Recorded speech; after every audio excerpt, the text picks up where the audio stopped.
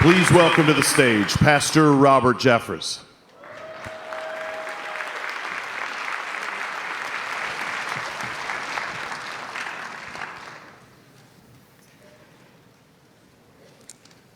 When they told me this thing slips around, they're right. It's great to be with you. Thank you so much for having me. I'm such an admirer of the Faith and Freedom Coalition, your director, Ralph Reed, and appreciate Paul's invitation to be with you today. America's collapse is inevitable. I first came to understand why that was true a few years ago.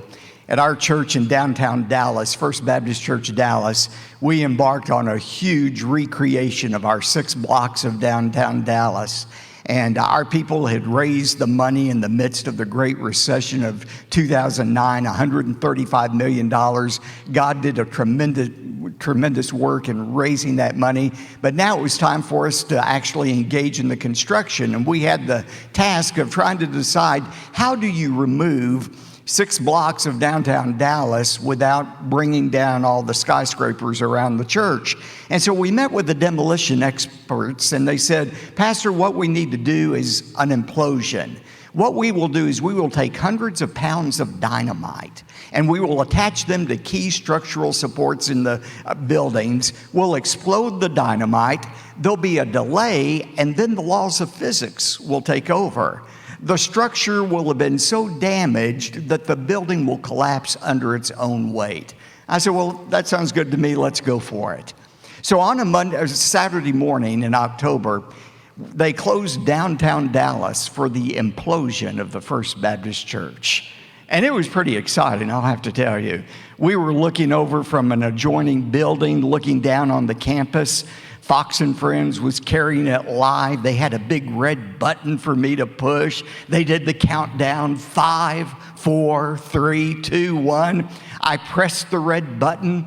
The dynamite exploded, and the exploding dynamite was followed by nothing. Nothing happened. I cannot begin to tell you the unholy thoughts that came into my mind at that moment. My first thought was, who am I going to fire first for this? I mean, I could just play my mind in that instant. Replay tremendously on YouTube. Pastor's implosion, a dud. But what I had forgotten was what they told me. What seemed like an interminable pause was actually only a few seconds, until those buildings started to sway back and forth. The ground started to rumble, and within 30 seconds, those great, mighty buildings were reduced to nothing but a plume of dust. I learned something that day about implosions. They are sudden. They are dramatic. They begin with a series of seemingly unrelated explosions, followed by a delay, and then a final collapse. Ladies and gentlemen, over the last 65 years, there have been 3 explosive decisions by the United States Supreme Court that have so weakened the spiritual and moral infrastructure of our country that our collapse is inevitable. There's nothing we're going to do to stop it. The explosions have already happened. The implosion is coming. We are just living in that intermediate period, that delay before the final collapse. You say, Pastor, what would be 3 explosive decisions that could do that could destroy the moral and spiritual structure of our nation? Let me mention them to you very quickly. The first one happened in 1962. It was the case of Engel versus Vitale, in which the Supreme Court outlawed prayer in the schools. And of course, that was just the first of a beginning of hostile decisions by the court, not toward religion, but toward Christianity in particular. 1963, Bible reading was removed from the schools, and decision after decision came and culminated in 1980, the case of Stone versus Graham, in which the Supreme Court said it is unconstitutional to post 10 commandments in a Kentucky schoolroom. And what was their reasoning for that? If I were to paraphrase it to you, you would think I was making it up. So let me read what the court actually said. You're not going to believe this. Quote, if the posted copies of the Ten Commandments are to have any effect at all, it will induce the school children to read, meditate upon, perhaps venerate and obey the commandments. This is not a permissible state objective under the Establishment Clause of the First Amendment. Can you believe that? The Supreme Court said we can't post these Ten Commandments because if we post them, the children might actually read them. And if they read the Ten Commandments, God forbid, they might actually obey them, and that is unconstitutional. Now, what is amazing is 118 years earlier, the Supreme Court had weighed in on the idea of the place of Bible in education. And in that case, in the case of Vidal versus Girard's executors, the Supreme Court said, why may not the Bible, and especially the New Testament, be read and taught as a divine revelation, its general precepts expounded, its evidences explained, and its glorious principles of morality inculcated? Where can the purest principles of morality be learned so clearly or so perfectly as from the New Testament? Now, I want to ask you, ladies and gentlemen, what changed? Why is it that in the 1800s, the Supreme Court said, yes, the principles, not just the Old Testament, but the New Testament, ought to be taught and venerated and obeyed. And then in 1980, the Supreme Court says you can't even post the Ten Commandments. What changed? Did the Constitution change? And somebody didn't tell us about it? Of course not. The Constitution didn't change. What has changed is this. We have allowed the atheists, the humanists, the infidels of this country to rise up and pervert God's word and pervert the Constitution into something our founders never intended. That is what has changed. But let me just ask you this. Let's just say the Supreme Court did rule correctly in Stone versus Graham and all of these other establishment cases. By the way, you know what the Establishment Clause says. It says Congress shall make no law respecting the establishment of religion or prohibiting the free exercise thereof. The Constitution simply prevents the establishment of a state church that forces everybody to worship in it. That's what our forefathers wanted. We all want that. But the First Amendment has nothing to say that prohibits prayer or Bible reading in the school. But let's just say that the Supreme Court had correctly interpreted what our forefathers intended. Do you think that changes God's mind about anything? Do you think God says, oh, well, you believe in pluralism and all gods are equal. Have at it. My laws don't apply to you. Of course not. Ladies and gentlemen, the First Amendment does not supplant the first commandment of our holy God. The Bible says you shall have no other gods before me. And listen, we talk a lot about American exceptionalism, and there are a lot of things that are exceptional about America, but don't make the mistake of thinking that means America has an exception from God's laws. God is no respecter of people or nations. Did you know God doesn't get goosebumps when he hears the Star-Spangled Banner? God doesn't stand up and salute when the American flag passes by. God is no respecter of people or nations. Any nation that reverences the one true God will be blessed by God. And any nation, including the United States, that rejects the one true God will be rejected by God. Blessed is the nation whose God is the Lord, Psalm 30 through 12. Now, that was the first explosion. The second explosion, unfortunately, emanated out of our own city of Dallas in 1973. It was the case of Roe versus Wade that sanctioned the murder of the unborn in a mother's womb. Since that time, 50 million people have been sacrificed on the altar of convenience because of Roe. You know, somebody did a study one time and said, if those 50 million children had been allowed to live and grow into productive citizens, it would have added anywhere from $35 to $70 trillion to our GDP. There would be no Social Security problem. There'd be no Medicare problem if those babies had been allowed to live. You can't kill 20% of your population and not have economic ramifications. But the economic ramifications of abortion pale in comparison to the spiritual ramifications. Now, I'm very happy about our Texas fetal heartbeat bill and what we're seeing happening in the country. And you're going to hear from Brian Hughes this afternoon. I'm happy about that, happy about our Supreme Court and so forth. But let's be realistic about it. The fact is 70% of America still objects to the overturning of Roe versus Wade. We have a country that has been conditioned to think in terms of abortion. And as long as we have that kind of mentality, even if we kick it back to the states, there'll be millions of abortions still that will be performed. And we don't have to wonder what the spiritual ramifications of that are. Just look at what God did to his chosen people, Israel. Remember in Jeremiah 1, the Israelites had gone into the promised land, but they adopted the practices of the pagans who worshiped the idol Moloch. Part of the worship of Moloch was the sacrificings of babies, putting them on an altar and burning them alive. And the Israelites started to do that. And God looked down on Israel, and in Jeremiah 1, he said, "It has never entered into my mind that you would do such a detestable thing.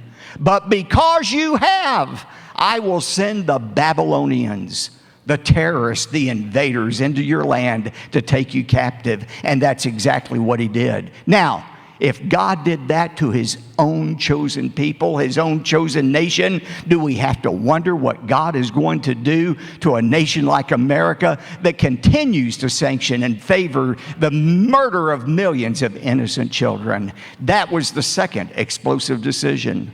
The third explosive decision is one we all witnessed just a few years ago, June 26, 2015, Obergefell versus Hodges, that sanctioned same-sex marriages. Now, I know what some conservatives think. Oh, we can't get off on these social issues. We're not going to win in the elections if we get involved in social issues. And if gays want to get married, why do you get all worried about that? That's no skin off your nose. Listen. We know how this story ends. We know how it ends. The Hoover Institute some years ago did a study of Scandinavian countries that had legalized same-sex marriage. It was a long-term study. Do you know what they found out after 10 years, 15 years? Not that many gay couples actually got married. But what they saw was the rate of heterosexual marriage dropped precipitously. You say, well, why would heterosexuals not get married because homosexuals could? That's easy. Anytime you counterfeit something, you cheapen the value of the real thing. That's what counterfeit does. It cheapens the value of the real thing. I mean, if marriage is whatever you want it to be, one man, one woman, two men, two women, I mean, if it's whatever you want it to be, why bother to get married at all? And that's what we're seeing in our country. The marriage rate continues to decline. You're seeing children reared in single-family homes without the benefit of a mother or a father, and that has great sociological implications for our country. Where there are not two parents, you see SAT scores plummet, you see drug addiction rise, juvenile delinquency. We need a father and a mother. I was interested in the comments of Sarah McClanahan, a Princeton University sociologist. And she said, I thought that was so interesting. She said, if we were trying to design the ideal environment into which to rear children, it would be in a setting where the child was connected to each of its biological parents. That kind of sounds like a family to me, doesn't it, you? That sounds like God's design. Listen, every child needs a father and a mother. They don't need two fathers. They don't need two mothers. They need a father and a mother to whom they're biologically connected. Now, that's not always possible because of death or divorce or distance, but that's God's ideal. Why would we cheapen the value of something like the home by counterfeiting marriage? I remember debating gay activists on Fox News, and before the interview, I did some study and found out that he and his partner had just adopted a child. And so I was giving my side of the argument and talking about the sociological benefits of a traditional marriage and what it does for children. And the activist interjected and interrupted me. He said, "Pastor Jeffress, I just want you to know I am offended by your insinuation that there is something superior about a heterosexual relationship over a homosexual one." And I said, "Well, sir, I'm sorry you're offended, but the fact is, you would not be alive, breathing, and arguing with me tonight if it were not for a heterosexual relationship that produced you."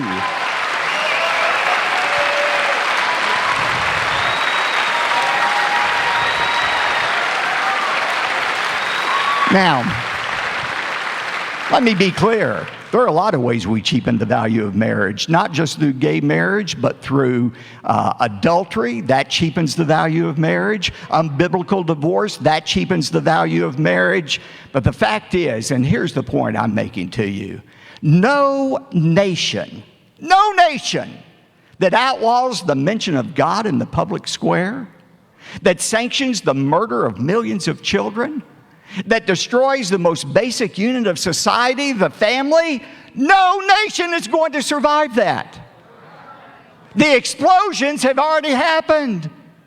The implosion, the collapse is coming. We're just in the time before the final collapse. So what are we supposed to do? I know some of you are saying, "Boy, this is the most depressing message I've ever heard." I tell you what I think we ought to do. Let's just pass the revolvers around and end it all here. Mass suicide at Faith and Freedom Coalition meeting. Film at 11. No, not at all. Listen, there's never been a better time to be alive and be a Bible-believing Christian than right now. If you understand what our command is, because Jesus told us exactly what we're to be doing in this in-between time before the collapse. And what we're to be doing is exactly the theme of this conference. He said in Matthew chapter 5, remember his words in Matthew chapter 5? He said, "You are the salt of the earth. But if the salt has become tasteless, how will it be made salty again?" Let me say this quickly, my time is expiring, but salt in Jesus' day was not something you put on food to raise your blood pressure. It was a preservative. There was no refrigeration, so you would salt the meat. Now, the salt did not prevent the decay of the meat, but it delayed the decay of the meat. It gave the meat a longer shelf life.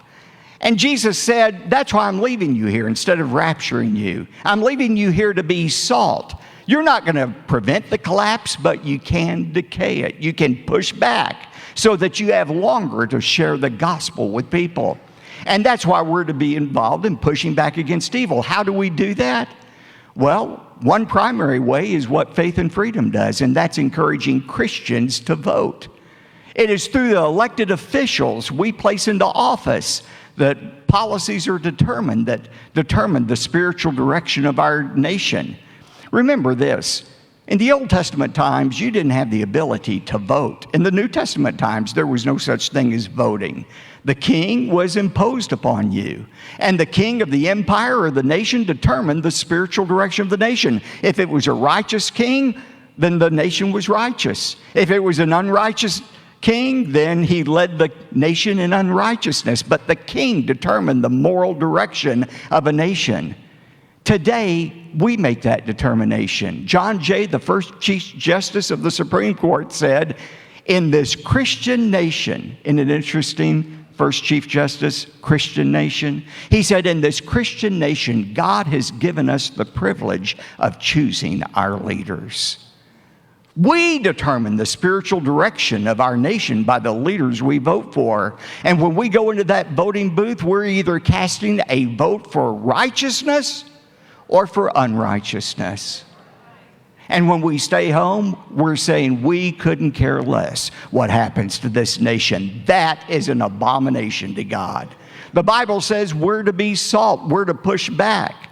You know, I liken it to this. Just imagine a big dam above a little small village holding back millions of gallons of water, and it starts to spring leaks. And a group of men go up and they start to try to plug the leaks, and they push up against that dam. They know ultimately they won't be successful, but they're trying to delay the destruction. And while pushing back at the same time, they're yelling to the villagers below, "Go to a place of safety. Get out of here. Run. Destruction is coming." Now, that's exactly what we're to do. We're to push back against evil by the leaders that we elect. We're trying to delay the collapse, but we're only trying to delay it for one reason, and that is, while we're pushing back, we can tell people, go find help. Go find refuge in Jesus Christ. He is the only hope for your life and your soul. And I would say to you, ladies and gentlemen, as a Christian, living in this nation, our primary goal is not to save America. It's not. Our primary goal is not to save America. It's to save Americans from the coming judgment of God by introducing them to faith in Jesus Christ. That is our calling. So it makes a difference of whom we put into the office. But never forget, not only are we salt, pushing back, we're light. You are the light of the world, Jesus says. Our goal is to introduce people to faith in Jesus Christ. And there's never been a better time to do that.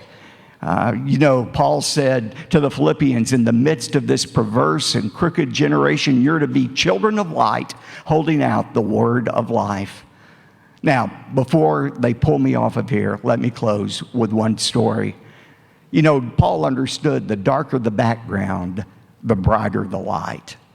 The darker the background, the brighter the light. Years ago, when my youngest daughter, Dorothy, was a teenager, she made a real good decision one day. I'll go ahead and tell you what it was. She broke up with the lousiest excuse for a boyfriend any father has ever seen. And I was so excited about that decision. I took her to the mall and I said, Dorothy, I'll buy you anything you want. I really did. This happened. I said, anything you want. I thought maybe Forever 21, one of those $30 dresses, that would. She wasn't having any of that. She ushered me into the most expensive jewelry store in the mall. I began to shake going in. She took me up to the counter. The salesman came up, looked at my daughter and said, oh, would you like to see that ring again you were looking at yesterday? I thought, boy, I'd been had. He went back, brought the ring out, but before he opened the box, he put a black piece of felt on the countertop. And once he had that black background, he plopped that ring right in the center of that black felt. And the blinding contrast almost blinded me to the cost of the ring. Not quite, but it almost did. But he was a good salesman. He understood the darker the background, the brighter the light. Ladies and gentlemen, we're living in dark times. We're living in fearful times. If your goal is peace and prosperity and the avoidance of pain, you couldn't be living at a worse time, but that's not our goal. If you're a Christian, there has never been a better time to share the light, the hope that we have in Jesus Christ. So which is it? Pastor, you've got me confused. Are we to be salt, pushing back, getting people to vote for godly candidates with godly principles? Are we to do that, or are we to share the gospel with people? Well, what did Jesus say? Did he say you're to be the salt of the earth, but if you don't like that, you can be the light of the world? No, it's salt and light. Christians have to learn to be multitaskers. We have to learn to be balanced. But don't confuse the word balance with passive. This is no time for God's people to be passive. I close with the words of William Watkins. He says it's time for Christians to stand up and to reject the new tolerance and instead become a people marked by intolerance. Not an intolerance that unleashes hate upon people, but an intolerance that is unwilling to allow error to masquerade as truth any longer. An intolerance that is willing to stand up and call good, good, and evil, evil. May God give us the courage to do just that. Thank you very much.